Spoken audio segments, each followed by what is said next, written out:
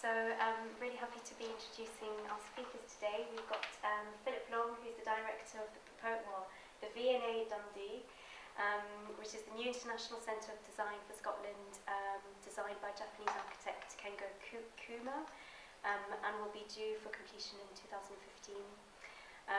Philip was previously senior curator at the Scottish National Gallery of Modern Art, and in 2007 curated Scotland's representation at the Venice Biennial. Emmajane Avery, who's head of learning at VNA, and has previously worked as head of education at the Wallace Collection in London, as well as Tate Modern. And Sheena McDonald, who will be interviewing both Phil and Emmajane, journalist and broadcaster. She co-founded the Edinburgh International Festival and Fringe Newspaper Festival Times, and has anchored numerous national radio and TV news programmes, and is currently developing digital TV channels and working with BBC. So thank you very much to all three of you for being here today. Thank you all for coming, and over to you, Sheena. Thank you very much for having us. This is a conversation, so obviously your contributions are much valued, but I thought we'd start by setting out the framework for VNA Dundee so that we all know what we're talking about, including me, because it doesn't exist except, well actually, Philip, it says in the ICA's documentation the proposed VNA Dundee. What stage is this proposal at? Well, I suppose it's proposed as a building project, but I think in the eyes of people in Dundee it's already something which is very live and active, and as part of all of the pre-opening work that we're doing. So it will happen? There's lots of things going on, but it will happen, yeah. And there's lots of concrete things that tell us that, to do with funding from Scottish Government, planning permission granted, in fact, at the beginning of this week. Boots on the ground? I hope next summer or autumn. It depends on the seal pup season. The environment, because it's on the waterfront, and there's all sorts of additional environmental issues that we will need to observe, including the seal pup season on the Tate.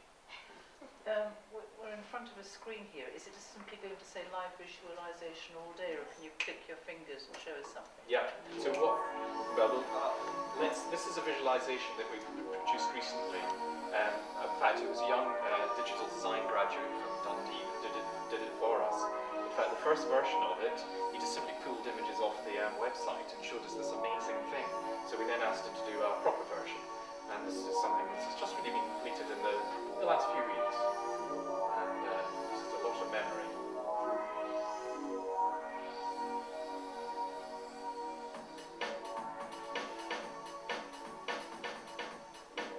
He also did the music.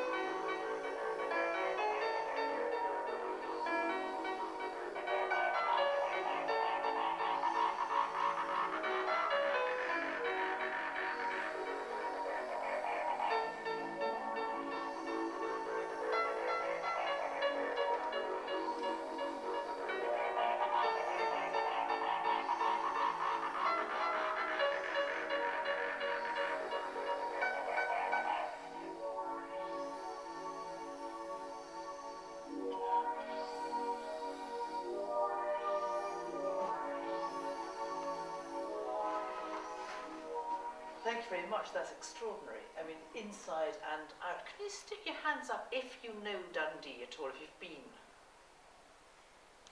So most of you haven't been, in which case you didn't see it, which means there's a good chance. It's already, Dundee has changed spectacularly over the last 20 years, but that building is going to make it an international destination. It's extraordinary. Yes, and its origins are, the reasons for them are multiple. But certainly there is an extraordinary ambition in the city. The city has an extraordinary medieval history and was extremely successful culturally, economically, really up until the 1950s. And like many European cities and other cities around the world, it lost much of its industry at that time, and also made some planning decisions which are now obviously pretty questionable, but are not the sorts of planning decisions that it made had the very unfortunate effect of cutting its old medieval heart off from its waterfront, and it was the connection with its waterfront that made it the great success that it was. So there is now a 7-kilometre waterfront scheme, which, if all of the mixture of public and private funding comes in, will end up with about £1 billion worth of investment in that. And at the forefront of all of that is the VNA project, which very much symbolises that new ambition that there is in the city. We'll come back to the heritage because there are interesting elements to it. But Emmajane, can you talk about the conception and gestation of this project? I mean, how did the VNA and Dundee meet and mate? Well, I'm not sure about the initial conception because it predated my time, but certainly the choice of Dundee was, I'm sure, a conscious decision, in that the VNA has an international profile, and the VNA wants to make design relevant to people globally, and having this international centre, as you say, it's going to be recognised around the world up in Dundee, geographically far from London, makes complete sense to us, and also Dundee has a fantastic cultural centre anyway. It has wonderful universities, it's got Tate University, it's got Duncan College, it's got the Dundee Contemporary Arts. There's an appetite already for cultural activity, but we hope that by putting the VNA Dundee there, we can help with the whole regeneration that Phil has been talking about. So what will be happening in that building that we've seen? Well, there will be a gallery devoted to Scottish design, Scottish contemporary design, and also Scotland's contribution to design history. There will be a space that's large enough to take the VNA's blockbuster exhibitions, such as postmodernism, Art Deco, the big exhibitions that hopefully most of you are aware of. There will be education spaces, so lecture theatres, artist studios, so there'll be a real sense of contemporary practice, or being at the heart of contemporary practice in the city, as we hope the VNA does here in London with our artist studios and our sort of contemporary happenings. Yeah, would you both like to say something about design? I mean, design is something that every single man, woman and child experiences every day of their lives. Well, certainly in the Western world. And little people, little children, they're very happy with it. They don't know about the word design, but they're perfectly happy with what design involves. You know, they're very happy to draw, to make things. And then as you get older, you get a bit intimidated, and you lose your expertise, if you had any expertise. And so, you know, a design centre may not seem to be initially for everyone. Is it not for the people who know what they're talking about? No, not at all. I mean, design is fundamentally important. It absolutely is. Design surrounds you. You know, it's a conscious decision whether you make a table that looks like the one over there or the one over here. You know, I was reading that in the national curriculum, no less, for Key Stage 3 Art and Design Technology, that design technology is about intervening or making a conscious decision to intervene in order to improve quality of life. That tells you everything you need to know about design. And you really need to look at what's going on at places like the Helen Hamlin Centre for Design at the RCA, where they are designing out infection in hospitals. You know, we need to look at places like Maggie's Centre for cancer patients. Why is it that walking into a space like that makes you feel better automatically. You're walking into a much less well-designed environment, and it's those sort of design decisions that are made about the spaces we live in and the things we surround ourselves by make massive difference to our cultural well-being. I agree with all of that. We've been thinking quite hard about what design might be for this particular institution, and we're quite interested in the idea of design as innovation. Design not necessarily as aesthetic object, but design as something which addresses solutions. And what's been interesting me in working with a group of recently graduated designers who have been through the Scottish art college system in the last few years, and we've got an exhibition of their work on it, LDF at the VNA at the moment in the Sackler Centre, is the projects that they propose are incredibly diverse, and it's a rather brilliant reminder that if you need one in a sense, that great designers are very good at not just designing to solve an issue, but in fact these designers are identifying issues that they care about and are proposing rational explanations, solutions to them. Well, in that exhibition there are two things that struck me particularly. There's one designer who was particularly conscious that campaigns around drink driving are normally experienced in an environment where you're not doing the drinking. So he wanted to think about how you do it so you get to the heart of it at the point. So he developed a bottle top for beer bottles, which has a little illustration of the front of a car on it. And simply the act of opening the cap twists the cap, and you see the car crushed. And on the reverse of the bottle top, it says there is some text that says, think before you drink, before you drive.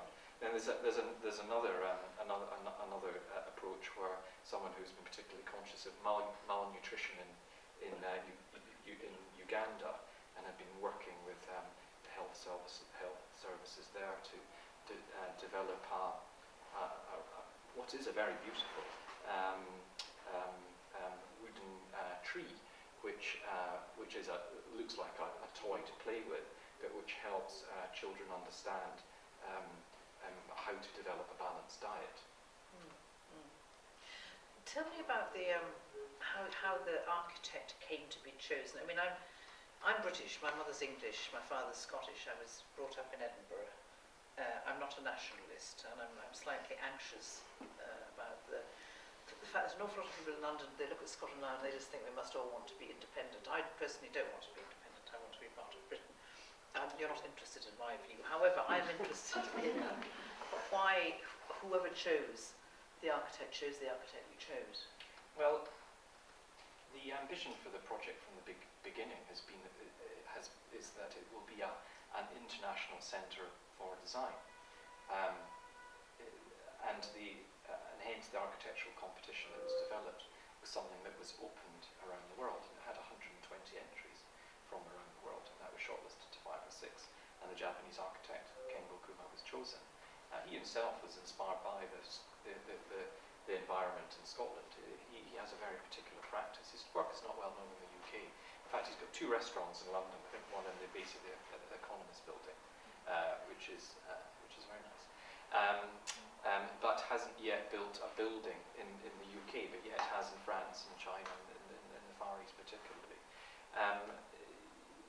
When he makes his work, it's always very important for him to respond to the local environment and to local materials. So he came to Dundee? Yeah, and you can see in the forms of the building, he's thought very carefully about the maritime situation, and also, although we've not shown you this today, there's particular images that he's been very interested in, which show some of the structures of the cliffs in East Coast Scotland and also up in Orkney that has influenced this particular structure.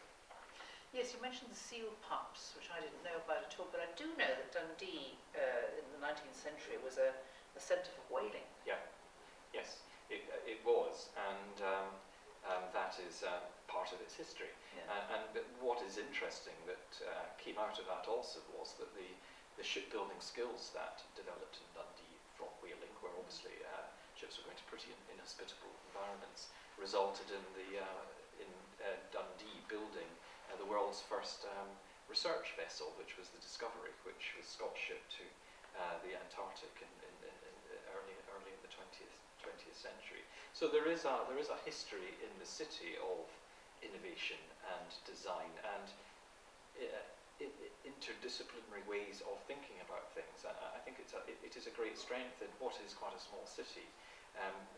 The institutions such as Dundee University have very, very strong design departments in its art college, and also a very internationally respected life science department, and they are quite used to working together. So designers that are going through Duncan and Jorgenston are contributing into some of the methods that are being used in life sciences. So it's not just the home of the dandy, although I think that's about to disappear. It's the home of Grand Theft Auto? Yep. Abertay has developed the world's first degree in computer game design in the late 90s, and some people now refer to the 4Gs, the fourth one being joystick. You better tell us what the first... Challenging journalism. Yes. And we've been talking, haven't we, about having a games designer in residence at the VNA. We have artist residencies at the VNA that last for 6 months at a time. And next year, from October through to the following April, we want to have a games designer in residence for 6 months who will come to us first and then go to Dundee, and for us to draw on the expertise at Abertay University, because they breed the nation's greatest games designers, so to draw on the expertise there, and also they can contribute to things like the London Design Festival at the VNA, but also your festival that you have in August up in Dundee. Yes, Neon, Games which is design, important digital festival in Scotland. So we're trying to draw on. It's not just here's the VNA producing an offshoot in Dundee. It's also what can we learn about? What can we learn from what Dundee's expert at that can influence our programme at South Kensington? This is supposed to be a conversation, so if any of you want to join in, just please stick your hand up and yes. You said an offshoot. I'm just interested why or what the reasoning is behind the arts bit of the VNA's mission not being mentioned in relation to the Dundee outpost. You mean art and design? Yeah, the world's greatest museum of art and design, but it's not been mentioned in this project. I think that the VNA's founding mission was one of inspiring creativity, and 42% of our audience comes from the creative industries, and the VNA does have a really strong design remit.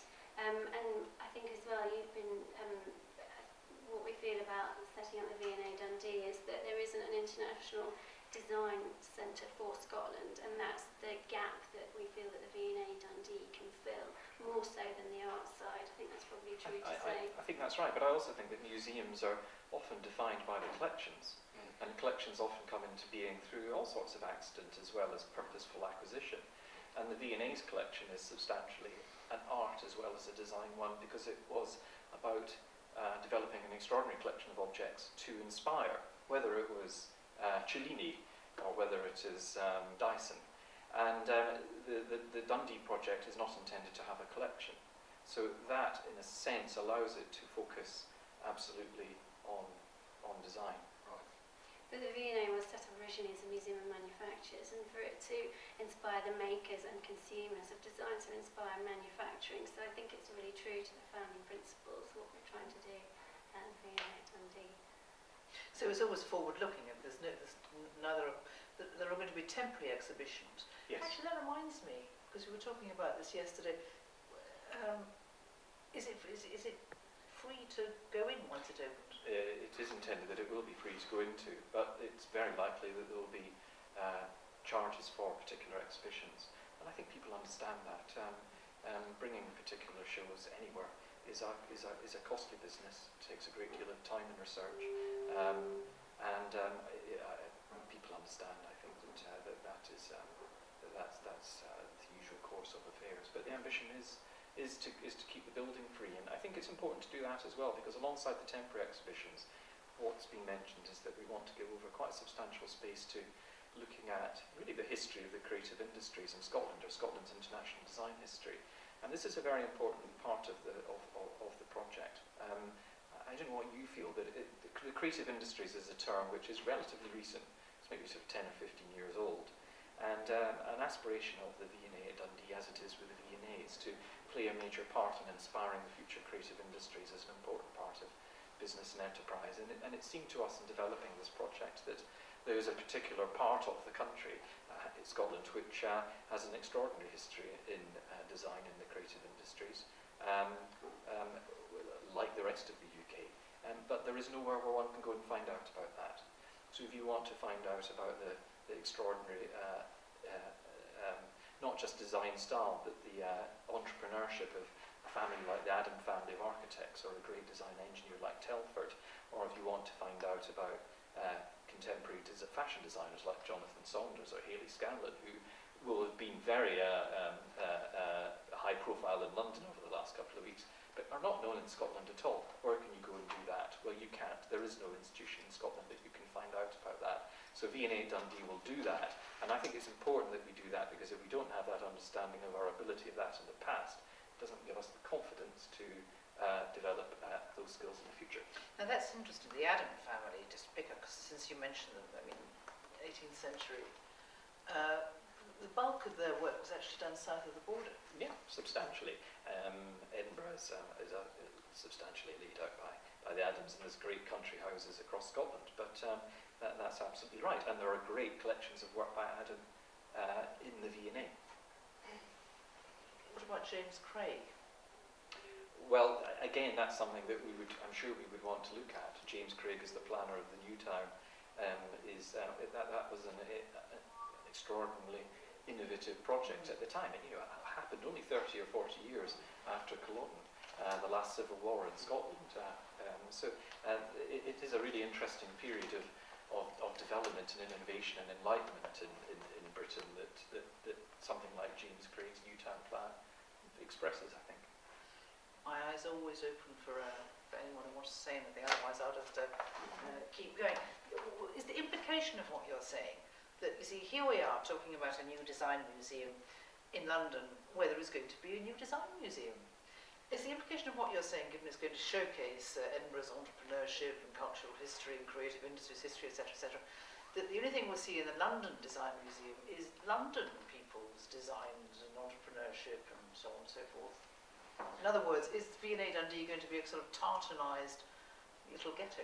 No, absolutely not. And I think it's a good question, and it's an interesting question in relation to the politics of the time.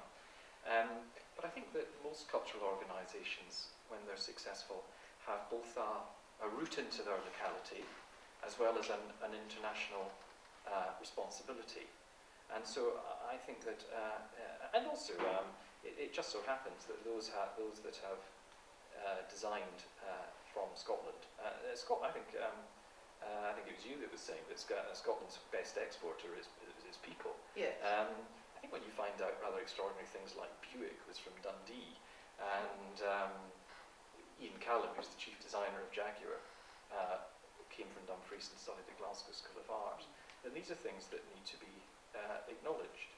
And I think what I'd also say about that as well is that compared with the investment in our gallery infrastructure over the last 20 or 30 years, this will be the first museum devoted to design built in the UK outside London ever. So when you have things like the Design Museum in London and the VNA Dundee happening up in Scotland, I don't think these things should in any sense be perceived as being in competition with each other. Frankly, we should be investing a lot more in how we demonstrate to a broad public our ability in design. I actually use the word competition. Emmajane, how do you see the relationship? And of course the VNA is expanding within London as well. It is, yes. We've just got planning permission for new exhibition galleries in the courtyard on the exhibition road side of the VNA, opposite the Natural History Museum. So it'll be great. It'll be sort of permeable, linked from the road into the VNA, which will encourage lots of people to come and visit. Not that lots of people don't already come and visit, but yes, we've got those new galleries going on concurrently with the development up in Dundee. And the Design Museum is going to be moving down the road to the Commonwealth Institute just off Kensington High Street, but we don't see that they're in competition. It means that the Royal Borough of Kensington Chelsea will be this great hub for design and creativity, and that hopefully we can benefit from each other. So hopefully the three museums between them can just help me reinforce the importance of good But design. given yours is called Design Centre and the new London one is a design museum, does that imply it will have a collection, do you think? Do you know? Yes, it will. Yeah, and it'll have more of it on display than they do at the moment. I understand. I mean, I'm not an expert on the ins and outs of what they're doing, but yeah, that's what I understand. And do you think all this sudden interest in design reflects a public interest, a public curiosity in I design? think so, and I think that there's a recognition that the creative industries is a massively growing industry. It's the UK's third largest employer after banking and one other, and it's the UK's largest growing industry, and with several young people not in employment, education or training. I think that museums like the VNA and the VNA Dundee have a role to play and to try and increase young people's skills and employability. Can you unpack that a bit? The term creative industries. I think if you asked the man in the street this afternoon, what does creative industries mean to you? They would all. Some of them wouldn't know, and they'd all say something different. Many things. I mean, the sorts of things that we try and reflect in our exhibitions and displays. So it would include things like architecture, product design, fashion, jewellery, tableware, vehicle design. Yes, it's a multifaceted term, I suppose. And games design, as we've already mentioned, digital design.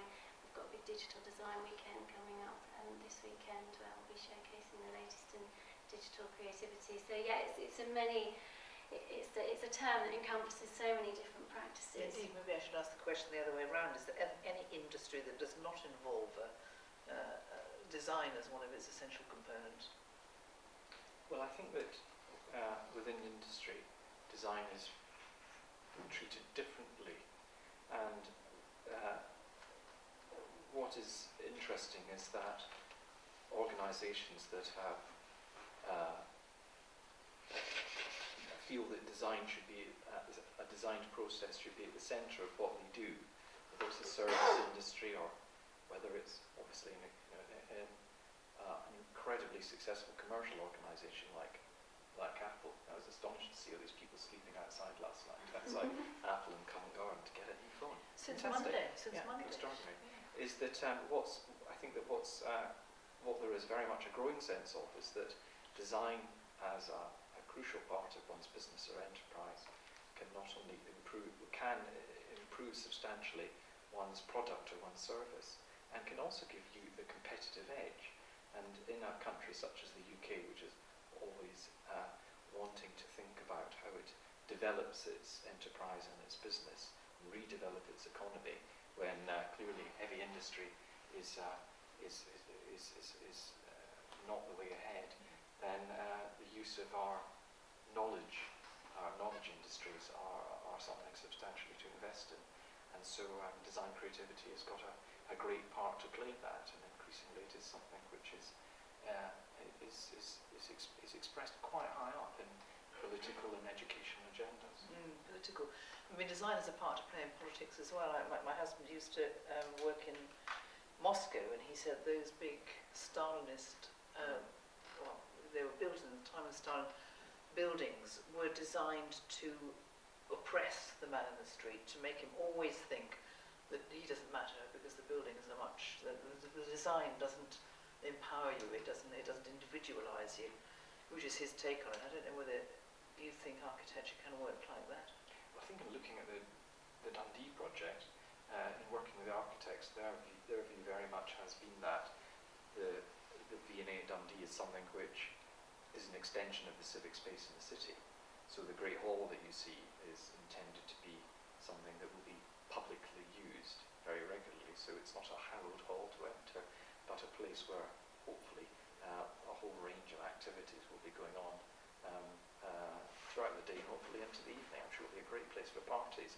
But the way that it's placed in the new public realm that's developing in the waterfront is also a part of that, and it's intended that it will extend the waterfront walkways that there have been in Dundee, but have in recent years been missing because of the unsuccesssul buildings that have been put in there. I didn't allow you to finish that thought that you started with earlier on, which you just referred to again, how Dundee, when I first knew Dundee, I was working in Aberdeen, driving down to Edinburgh for a weekend, and passing this very dilapidated and sad old city, which has since risen phoenix-like, but it went through a very rocky patch. What happened? Why it became so depressed? Dundee is quite a small city, 150,000 people. For many years, it had relied on a small number of monolithic industries, whether it was jute, whaling, or the involvement of particular large companies that were very substantial. A lot of prostitution and crime for a very small city. Yeah, I know less about I only know that because I wrote a book about it. But there were businesses like NCR, Timex that through the 60s and through the 70s closed. When an industry in a city that size closes, and immediately you lose 2,000 or 3,000 jobs, it has a very dramatic impact. And Dundee has, just as an example, as a measure, it has the highest rate of teenage pregnancy in Europe per capita. So it's very conscious of all that needs to be done to improve it and to deal with inequalities and deprivation in the city. And so VNA Dundee is something which can contribute to that. And in developing the project, yes, it's part of a redevelopment of a business waterfront, but we also want it to reach out across the city and further across Scotland, but to develop activities that will make a difference in the city. And I think with design you can do that. McGonagall, of course, immortalised it to an extent, and you were referring earlier to the first time. Was it the first time you'd been to Dundee? It was, yes, to visit the project at the end of last year. And you took the train across the bridge yes. over the Silvery Tay. Yes, and the new approach, yeah, the Silvery Which is Tay. not the Just original, imagine where yeah. this building is going to be. It's it'll be amazing. Yeah. I mean, so although you weren't in there at the conception, you sort of inherited this project, you are excited by it. Absolutely, everybody at the VNA is excited by it, definitely. And we're really excited as well in my department about the educational potential. We're already talking to Phil about things like the games designer, as I described, about the fact we've got a concurrent building project. So can we work with schools in London, but also schools in Dundee with our respective architects, so Kengo Kuma for you and Amanda Leeds practice for us, about the whole design process and the architectural process, getting from planning permission to realisation, would be a great project for us to do. And also to take things like our work with young people, just trying to help them develop skills, as I mentioned before, around it might be jewellery design or fashion design or quite practical things, and we put them in touch with, we have big name designers come and lead sessions for young people so that young people can learn from the people who know about what makes good design, what it takes to achieve in the industry. And we want to take those sorts of programs up to Dundee. But as I mentioned before, I think when we were talking earlier, we don't want to say, okay, here's our wonderful education program, let's just transport it to Dundee. It's a completely different milieu. People local to Dundee will know much more than we do about what will work or what won't work. So we want to just take some of the things that we know work for us and suggest them and try them out, but there will be things that we do that won't work up in Dundee and vice versa. So it's going to be a really interesting process. So yeah, my whole department's very excited. I think I'm going to have trouble keeping them down here. This wonderful project going on up there. I'm not sure I'm asking the right question. Yes. Yeah, I think it's an absolutely wonderful project. It really sounds exciting that it's a design project and not just an art gallery stuck on the coast. Design being about solving problems and seeing the needs within particular areas which is what this museum's doing. It seems strange that you've picked up on the name the VNA, which is very much a Victorian Albert Museum, which dates back to something way back, a monarchical system. It's a London-based thing and it's got all the trappings that go with that. Although I know it is a brand name, VNA, I would have thought something that went to Scotland would have something sort of VNA Scot or something, or Scot VNA or something. It doesn't seem quite enough Scotland in it. It seems as if, I mean, already it's been sort of justifying, we're not going to impose our will on you, but you seem to be sort of defending over, we will not be putting VNA up there all the time. But, I mean, it's a grand idea, but I'm just wondering whether it should have, whether a little bit more Scotland should come into the title. Well, there's an interesting bit of historical information that there was a Victoria and Albert in Dundee since the 19th century. There was the Victoria Institute and Albert Galleries, which was the local authority museum, which is now called the McManus after Mr. McManus gave it a great deal of money in the 1980s. So I think there is also a view that we're simply bringing back, in a sense, what was there. It's really Victoria and Albert spent a lot of time in Scotland. They did, and they came to Dundee, and in fact there was a Victoria Arch on the waterfront which was torn down in the 1950s to make way for the road bridge and chucked into the Tate, which was a great shame. But I think, I understand much more sort of the principle of your question, and I think that what I would say about that is that the VNA, as an absolutely key partner in this project, is very mindful of its national responsibilities as well as its international responsibilities in which it's so successful.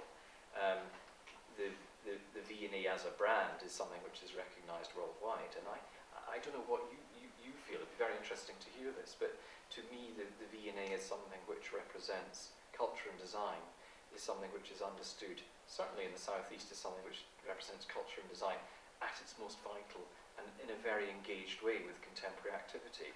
So I think that we're very pleased to have that. There have been some discussions about whether it could be VNA Scotland. It's quite complicated bringing in national names into a title. You have to apply for permission and so on. And we haven't done that. I think the thing to say is that it's very much a project in development. We're open for 3 or so years yet. There's a lot to do on its identity, its brand, and we'll be looking at that as we get the major building blocks literally into place over the next year or so. And I think sorry. So I was just going to say the brand seems to be kind of the top of the iceberg in terms of how the galleries are working. To me, would say almost more. So you've mentioned that there'd be one gallery looking at permanent sort of looking at Scottish design, and then spaces for the blockbusters coming from the VNA. But not only that, I was some just you'll interested because curate your own you're- exhibitions as well, Yeah. and take exhibitions from Sure. elsewhere. So you'd have your an in-house curation. I think it has to have that. I think that what's very important about being able to take VNA exhibitions to the institution in Scotland is that major VNA exhibitions at the moment, the big things that are there, they travel around the world. They're not seen elsewhere in the UK. A show like Art Deco in 2003 was seen by 1.5 million people, but it was only shown in London and the southeast. It went to the west coast of the States, to Australia, to Japan. Here is a fantastic thing to be able to take these enormous projects, which are often epoch defining, in which there's an enormous amount of research and investment into, and to broaden them, open up to a broader UK audience. But yes, we would also want to originate exhibitions both on Scottish, British and international design. And I do think it's very important it has the ability to do that. And would that draw on the VNA's collection and other private loans? So Yeah. my understanding is the VNA has the curatorial teams normally assigned to a collection, then there's a research team that would work with those people pulling out the shows and so on. So how would that reflect with your organisational structure? Well, the organisational structure is something which is in development. It would be a combination. One to try Yeah. and reflect what you're Yeah, doing. yeah, I'm just yeah. trying to say, it sounds like it's very much programmatically led as well, with the outreach and the Yeah. learning side of things. Yes, absolutely. We would want to make sure that that's very much part of the decision making about what the programme would be. But it would be a combination of curatorial skills and exhibition skills. But it won't have the collection subject disciplines in the way that the VNA has. But those exhibitions that Dundee has access to that. And can draw freely on the collections, or would it be treated like, say, the National Galleries of Scotland borrowed from the VNA? Would it be open access to the collection? Well, there'd be processes to follow, and you need to look at competing demands and conservation issues and so on. But at the moment, we're doing an audit on the VNA collections, which are identifying works which, in particular, would relate to telling Scotland's international design history. And there's extraordinary material there that both the Dundee project and the VNA. Well, for example, a collection of dresses by Bill Gibb. I think some 50 or 60 dresses by him. And Fraser, a born designer who in the 60s and 70s was absolutely part of the London scene, and who, I think, if there isn't an opportunity to show these things outside London, and they're not doing a job to influence the development of young designers that are coming through the Scottish art colleges. And again, that's not just about Scotland. You know, the exhibition we've got along at LDF at the moment, which is of students who have been through the art colleges in Scotland, only a third of them were Scots. The Scottish art colleges are extremely successful. Talking about when the Yoji Yamamoto show was on at the VNA, he draws strongly on, he uses Harris Tweed a lot in his collections, so there are things that, you know, we've seen going on at the VNA that are just crying out to go to the VNA Dundee and meet open. Can I ask you both what international models or equivalents there are around the world that you would admire or learn lessons from and think, crikey, we won't do that? Well, that's a tricky one. Well, the reason I'm asking, because I can't think of any. Well, I mean, I used to work at Tate Modern, and obviously Tate's a fairly good example. It's got Tate Liverpool, Tate St Ives, and I think that's it. Tate Britain and Tate Modern, yeah, those are the four. So, but that's a slightly different setup because they are very much Tate. You know, this is the VNA at Dundee. You know, you're going to have your own separate governance, and it's a slightly different relationship. So I think it is probably fairly unique. I mean, and the Louvre has set up an outpost in the Middle East, but that's not something that the VNA is considering at the moment. The Pompidou has done recently in Metz, and it has its own responsibilities in a very particular building. Inevitably, people make comparison with the Guggenheim model and that sort of that way of working. But I was thinking of answering the question in a slightly different way. I visited a fabulous textile museum in the Netherlands recently, Tilburg, and that was a place that was a redundant damask and linen factory, and the community had got behind it and redeveloped it, but done it in a terribly interesting way. So it's a place where one can both go and see and find out about that cultural heritage of that city, but it has a very active program in working with contemporary designers. It has a workshop floor where you can see the different historical methods and contemporary methods of producing fabric. It has a sort of knowledge bank of threads and thread colours, and it works to produce exhibitions which is trying to understand how textiles are being used now. I remember seeing one fabulous London-based designer actually who had made it their task to go around the skips of London and pull out old Marks and Spencer's clothes and then was refashioning them into really fabulous garments. Really? Some of you probably know the name. I can't remember. Really impressive. Can't remember the name. So there was something that it was doing, which was connecting the importance of the heritage of fabric production with absolutely thinking about ways ahead as to how you do that, and to develop links with business and industry that I thought was exemplary as a model to follow. Am I smelling a partnership coming along? It could be. Does the VNA have international partners? I mean, do you? Not officially. I mean, we do send exhibitions out around the globe, and there are, at any one time, there seem to be exhibitions in Australia, North America, and Eastern Europe and Asia. But no, not formal international partners, although we do have partnerships or memoranda of understanding with certain countries. No, the reason I ask is that you've got a Japanese designer. I think the design that we've seen is extraordinary. Does that mean that in Japan they're ahead of the game in terms of celebrating and housing design? I don't want to use the word museum because there won't be a collection there, but design centres. Well, there are great design museums around the world, and Britain has that, but it has it in London. It doesn't have it elsewhere in the UK. Nowhere. There is no other dedicated museum to design in the UK outside London. And around the world, but where would you point us to? I would just say there are organisations like Whitworth in Manchester as part of the University Galleries, great textile collections and very bright curators thinking about all of that sort of thing. But around the world, there are great institutions like the Art Institute of Chicago, which looks at both art and design. Museum of Modern Art in New York was established in the late 20s to look at a whole range of arts and industrial applications. We were talking about this a little earlier on about ICA beginning to rethink some of its Founding mission. some of its program because it was looking at a more multidisciplinary type of set of activities.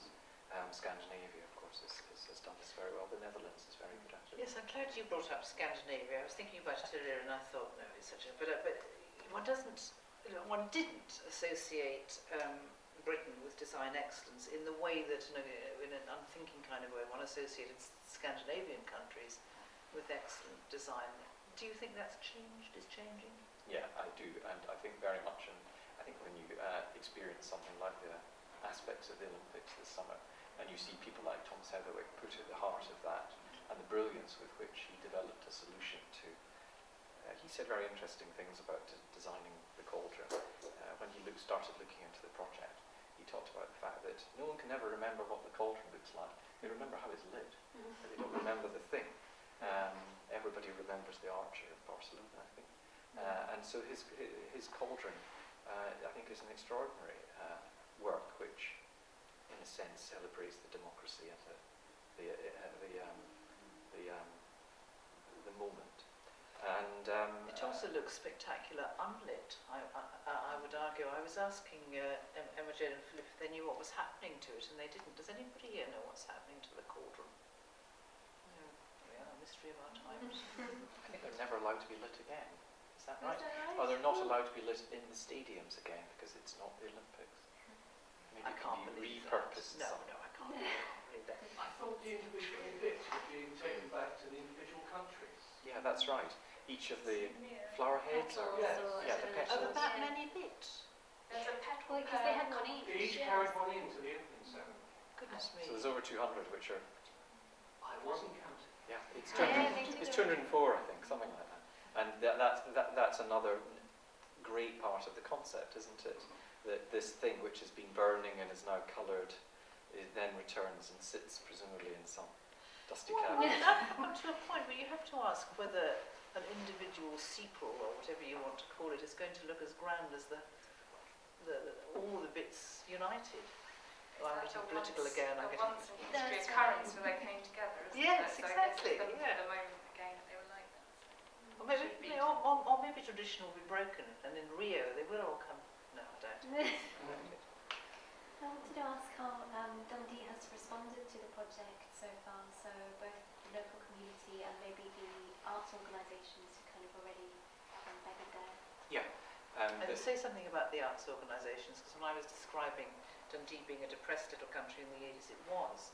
But since then, it's got. I don't think it would have happened, the VNA project, without the success of the cultural organisations that have developed over the last 15 to 20 years. Dundee Rep, Dundee Contemporary Arts, Scottish Dance Theatre, the Redevelopment Menace have all demonstrated to city authorities that an investment in culture can contribute to the transformation of a place and to perceptions of a place.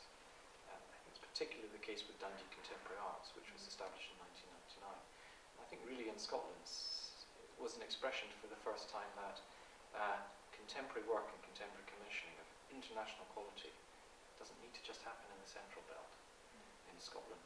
And that led to the ambition for doing even more. I think in a city as well where there are such a strong student population. Dundee has the reputation of being, I think, the UK's least wrinkly city. It's a funny What does term. that mean? Well, it has as a city. The sun never shines. Yeah, No, it does shine. I know. As a city of 150,000, it has over 20,000 students. So it has a very youthful population, and all of this is to say that there is a great deal of enthusiasm. Now, your question about perceptions and support amongst the other organisations, it is very important that the VNA project doesn't overshadow, because inevitably it will soak up quite a lot of the attention in the limelight for a while.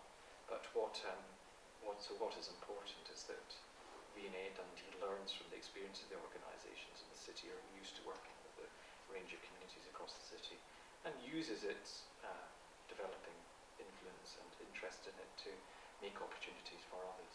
So, for example, at the moment we are working with the McManus to bring a series of VNA shows to the city. In fact, we're opening up a show of fashion photography from the VNA's collections at the Manus at the end of next week. And there are other projects that we're talking to other organisations across the city about that we'd love to develop collaboratively with. And certainly when I visited, I met people from DCA, McManus, the REP and other cultural institutions, and there was just a feeling of tremendous goodwill and excitement about the project. So yeah, I think everybody seems to be really really pro. We're going to have to close soon, so I'll make a couple more points. And with all those young people, have you got plans to learn from VNA Lates and Museum Act in Amsterdam, with those kind of one-off events that seem to be so popular with young people in museums? Yeah, I very much hope so. Absolutely, and I think the museum, I hope you agree, is going to lend itself very well to that sort of thing. Dundee at 10 o'clock at night is quite a place. Yeah, the VNA Lates have recently moved to Paris, so there you go, there's a precedent in bring them to Dundee too. Right.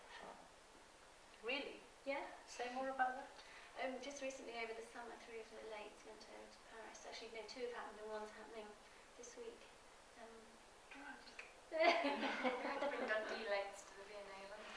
Yeah. So make sure Absolutely. I was thinking that you're talking about curating specific exhibitions for the Dundee location. Would they then come to London as well? I think that's perfectly possible. Because I definitely go up to Dundee to see a show that I couldn't catch in London as well. So Good. That's good to hear. Well, it's good to hear, isn't it? But it's just, I wouldn't want to be a Londoner and think, well, I don't need to go up there because they're showing shows that I've already had access to. Well, we're And I beginning- see We've there's a already definite need to have access locally, but it's nice to have your own unique sort of one-off opportunities within that mix as well.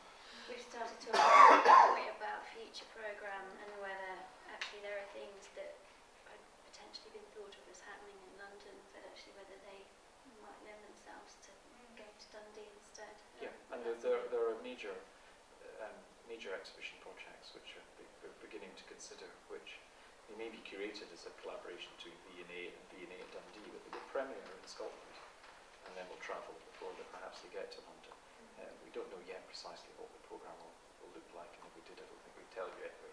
Because that engages with the international audience as well, doesn't it? The idea of wanting to attract an international interest, not just showcasing international design, but perhaps bringing in more international visitors. Yes, absolutely, absolutely. Yeah.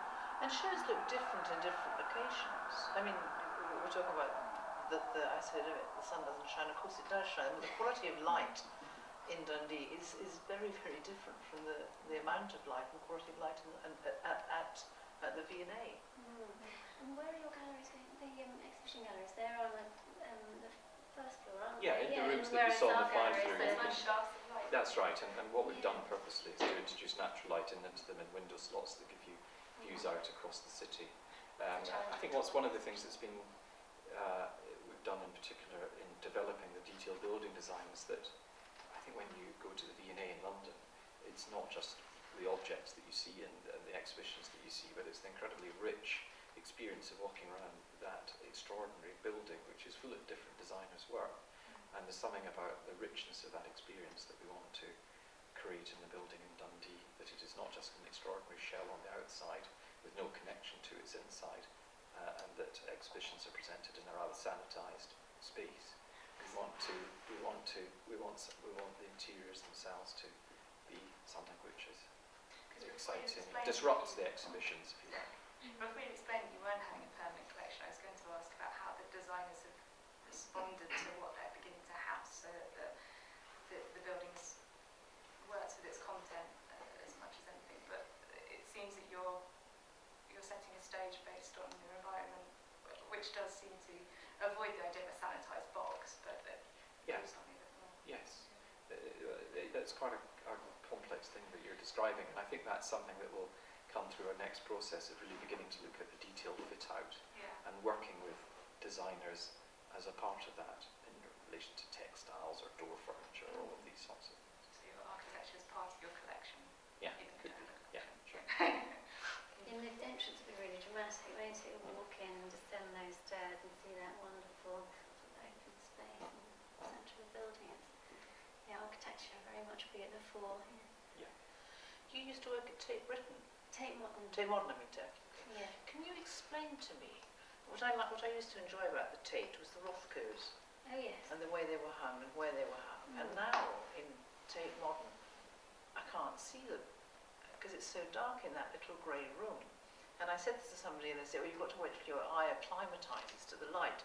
So I sat there for half an hour, my eyes never acclimatised to the light. I cannot understand the way that they're hung in and you're allowed to say that because you're not there anymore. Well, it was about 10 years ago, so yes, I'm afraid I don't know about the decision, so sorry, I can't shed any light on that They decision. depend on light. Yes, they do, exactly. And Emmajane can't shed any light on Sorry. it. No, but the gallery doesn't shed any. Anyway, blah, blah, blah. We're willing to come to the opening party. We talked a bit about I'll leave your name and address. There aren't that You're many good of us here, and so we're all willing, in exchange for being ambassadors for this new space. So, what should we say to people about VNA Dundee when we go out? Britain is brilliant at design. We're not good enough at celebrating it. We're not good enough at celebrating it across the country, and the VNA has a great ambition to do this because of this. Thank you. One line. Oh, me too. Oh gosh, probably something along the same lines. Yeah, please tell everybody about it. Tell everybody how brilliant it's going to be. A new internationally designed building, a new international centre for design in Scotland, not been done before. A new venture, opens 2015, and please, champion it and visit us when it opens. We'll come to the part. Come to Thank you very much. Well, I think on that note, we'll wrap up. Just to mention that London Design Festival is on this week and over the weekend as well. So do pick up a booklet on the table to your right. I'd like to thank our speakers very much for a fantastic presentation of what VNA Dundee is going to be like. We look forward to visiting. Thank you very much. Thank you.